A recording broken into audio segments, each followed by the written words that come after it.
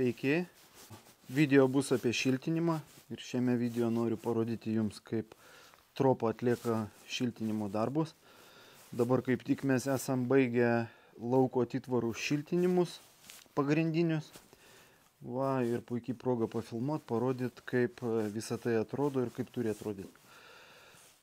Tai va, tai kaip matote, kad nebūtų interpretacijų, kad rodau tik tai pačias gražiausias vietas, tai pafilmuojam, va, parodom, kaip viskas atrodo, lygis išlaikytas, visur toks pat. Čia ant viršaus dar dėsis garo plėvelė ir tada šiltintis paskutinių 5 cm vatos sluoksnių. Tai apie tą 5 cm sluoksnį aš turiu video savo kanale YouTube, tai užeikit pasižiūrėkit, kam yra aktualu. Manau, kad tema yra labai svarbi, todėl kad su šiltinimu daug kas susiduria su tokiom problemom, kad ten prašala. Žodžiu, tikrai vat, internete, kiek stebiu kitų statybininkų, kas parodo, tai problema tikrai yra. Tai va, tai mėlėjai būsimi užsakovai ir tie, kas renkat informaciją apie tokius dalykus, tai vat, puikiai proga pamatyti, kaip yra atliekami šiltinimo darbai kokybiškai. Trumpai, kas matot pirmą kartą mane, tai visas šiltinimas prasideda dar anksčiau. Tai turiu video irgi apie fasado šiltinimą, tai visas konstruktyvas sienos yra apšiltinamas su priešvėjinė dvitankė kieta vata. Tai reiškia, kada mes pastatom karkasą, apsiuvam viską su vėjiniam plokštėm, tada mes montuojame priešvėjinę vatą tokiu būdu, kad perdengtume visą konstruktyvą, visus statramščius, visas medinės detalės, pilnumoj, žodžiu, kad viskas būtų šiltinimo sluoksnėje. Tai yra video, užeikit, pasižiūrėkit, koks gaunasi rezultatas šiltinimo iš lauko pusės. Kada jau namas yra užsandarinamas, uždengiamas stogas, sumontuojami langai, mes galime ateiti į vidų ir pradėti montuoti vidinės konstrukcijas. Tai vidinės konstrukcijas galima šiltinimo sluoksnį montuoti tik tai tada, kada medienos drėgnumas yra 12 procentų arba mažiau. Ir kada mes turime šitą rodiklį, tikrinam aišku visada, kada mes turim tą rodiklį, tai mes žinom, kad galim pradėti kimšti vatą į konstrukcijas. Va. Kokios situacijos? Situacijos būna įvairiausios. Įstrižainės montuojasi plieninės, montuojasi kampai, montuojasi medinės. Tai vat šiame objekte apskritai visas namas yra pastatytas iš medienos, reiškia iš masyvo medienos. Tai įstrižainės irgi buvo montuotos medinės. Ir tos įstrižainės jos suformuoja tam tikrus nelygumus. Kai būtų galima įsireikšti, tai šiek tiek komplikuoja šiltinimo darbus. Tai vat noriu nuardyti vieną lakštą vatos ir parodyti, kas dedasi viduje. Tiesą sakant, net neatsimenu, kurioje vietoje ta įstrižainė, bet žinau, kad jinai yra. Va, pataikiau. Va, matote, kad yra įstrižainė kem 5 mm 1,45 ant kem 5 ir formuojasi nelygumas. Tai tam, kad visas sluoksnis sulygint, kad kokybiškai apšiltint viską, tai sudedamas yra 5 cm sluoksnis. 5 cm sluoksnis mums suvienodina, reiškia, šiltinimo sluoksnį, ir antrą sluoksnį 15 cm jau mes dedame ant viršaus. Ir dedame jį tokiu būdu, kad viršutinis lakštas perdengtų siūlės. Aišku, čia tų siūlių kažkokių tarpelių nėra, kaip matote, bet nežiūrinti tai vis tiek darom tokiu principu. Va, sumontuojam vatą, antrą sluoksnį. Tai gali būti 2 po 10, pagal situaciją priklauso. Gali būti ir 1-20 cm ištisas sluoksnis, bet tada Žodžiu, reikia labai pasistengti, nu, bet kokiu atveju reikia pasistengti, kad neliktų jokių tarpelių. Žodžiu, kad namas būtų šiltas ir šildymo kaštai išliktų žemi visą eksploatacijos laikotarpį. Tai va, tai su sienom tiek žinių, apibendrinant, tai iš lauko pusės 10 cm priešvėjinė vata 100% dengia visą konstruktyvą. Tada konstrukcijos užsipildo pilnai užsipildo su vata, tada garo plėvelė ir ant viršaus 5 cm sluoksnis, kuris irgi dengia statramsčius iš vidaus. Visas konstrukcijas dengia iš vidaus.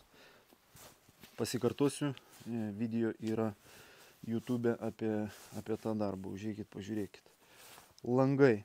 Langai yra montuojami tokiu principu, irgi yra video, bet kas matot pirmą kartą, pasikartosiu. Tai montuojame į šiltinimo sluoksnį, nors šiaip karkasinis namas yra labai šiltas ir rečiau kada yra projektuojama, kad langai turi statytis į šiltinimo sluoksnį, bet kokios yra priežastys langus montuoti šiltinimo sluoksnį ir į polistireną, kaip matote čionais karkasiniam name.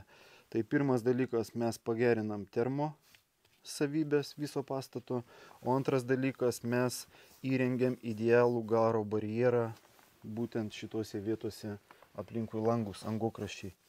Nes labai dažnai yra problema kondensatas ir langų prašalimas ir visi tie dalykai dėl to, kad su juostomis yra labai sudėtinga įrengti garo barjerą aplinkui langus taip, kad jisai išliktų sandarus visą eksploatacijos laikotarpį. Tai mano atveju, kaip matote, viskas yra montuojama be jokių juostų. Aš sandarumo bandymų rezultatus parodysiu dar kartą, nors jau turiu prieš keletą metų išleidęs video, bet parodysiu dar kartą. Klijai, polistirenas, viską dengiam su membrana specialia garo membrana ir plėvelę davedam iki kampo. Davedam iki kampo, viską suklijuojam taip pat su klijais, viską fiksuojam mechaniniu būdu ir tokiu būdu mes užtikrinam, kad mazgai liks ilgaamžiai, žodžiu, tiesiog ilgaamžiai, jie neišsisandarins, nu nebent kažkas tai, nežinau, pažeis mechaniškai ir panašiai. Va. Pertvarų nėra.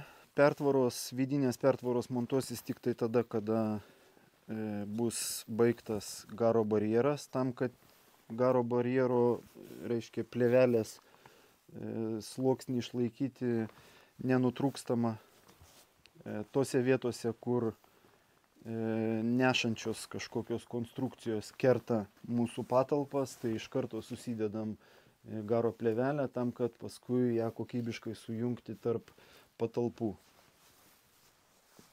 Va. Ką dar galiu parodyti? Apie stogą. Tai apie sienas viskas aišku, sluoksniai, viskas persidengia, viskas idealiai šiltai gaunasi. Dabar stogas, tai čia jau yra praktiškai lubos, dar kažkiek tai leisis visom komunikacijom ir panašiai. Bet dabar gaunasi, kad gegnynas yra 45 ant 245 aukščio ir visas gegnynas yra apšiltintas vatą kemšant tarp gegnio.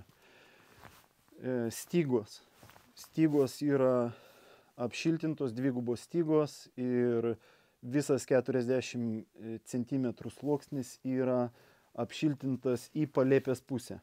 Reiškia, vėlgi dėl tos pačios priežasties, kad visas konstrukcijas perdengti su šiltinimo medžiaga.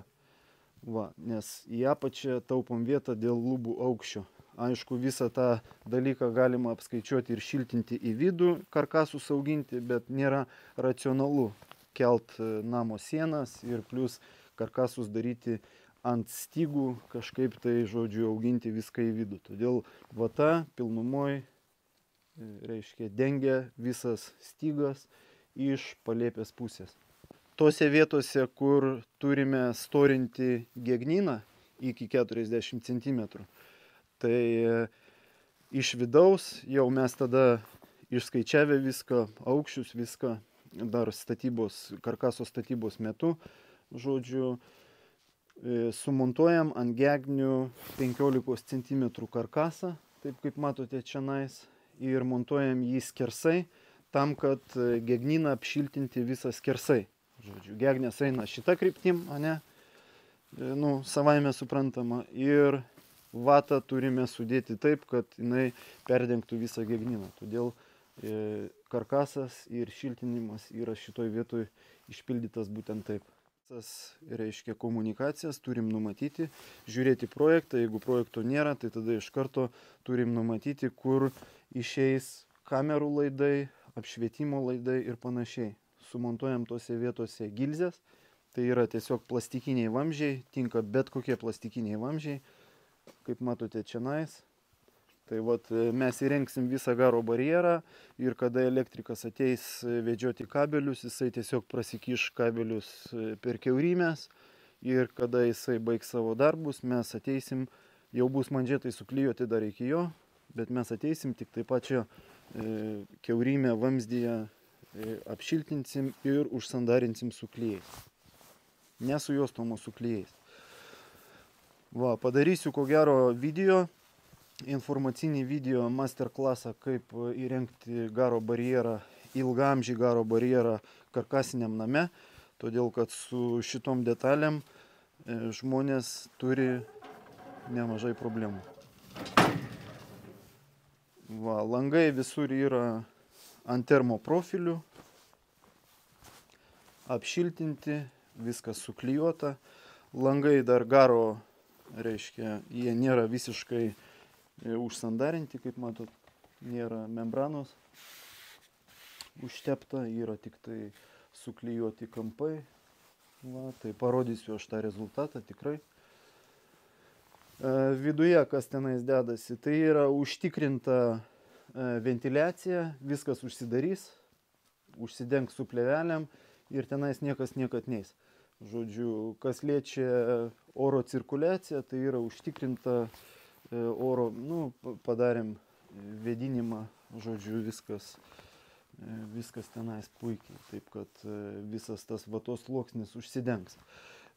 Tiem, kas abejojat, ar reikia dengti vatą iš viršaus su papildoma kažkokia tai vėjinė izoliacija ar panašiai, tai nereikia jos dengti iki tol, kol vėjo gūsiai nesiekia 5 metrų per sekundę. Tai paprastos minkštos vatos dengti nereikia.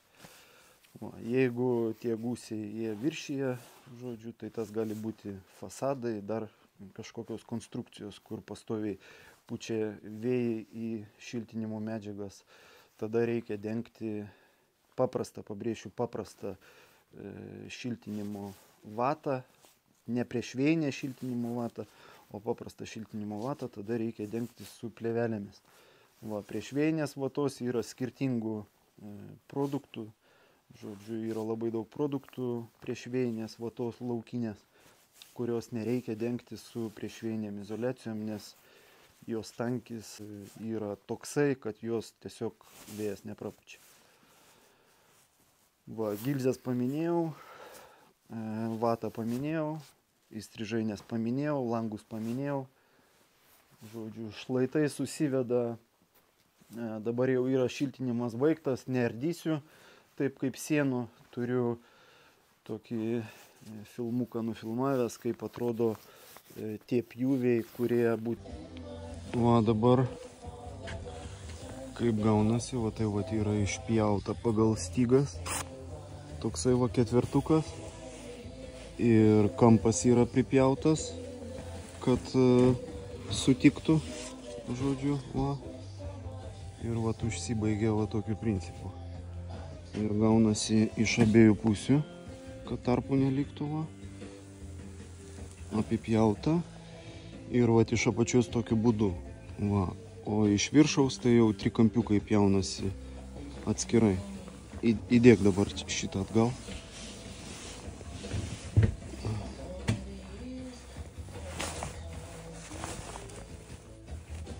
Va taip. Va įsideda, susispaudžia čianais va tas kampas, gaunasi status. Va. Ir čia dabar va užsibaigs irgi.